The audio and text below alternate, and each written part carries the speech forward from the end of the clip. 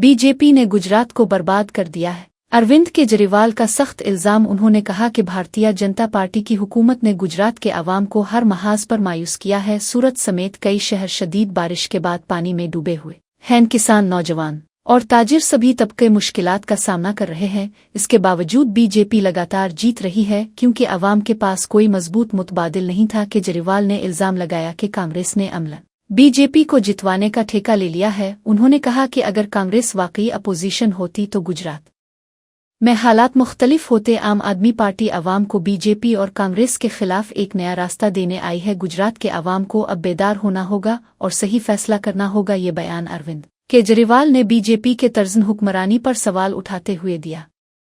सबसे पहले आप सबको मेरा नमस्कार। विसावदर की विधानसभा में जो उपचुनाव हुए उसमें आम आदमी पार्टी के गोपाल इटालिया जी को वहां की जनता ने जबरदस्त बहुमत दिया है। 2022 में भी आम आदमी पार्टी ये सीट जीती थी, लेकिन 2022 में जो हमें विनिंग मार्जिन मिला था उससे 3 गुना ज्यादा वोट विनिंग मार्जिन उससे इस बार आम आदमी पार्टी जीती है।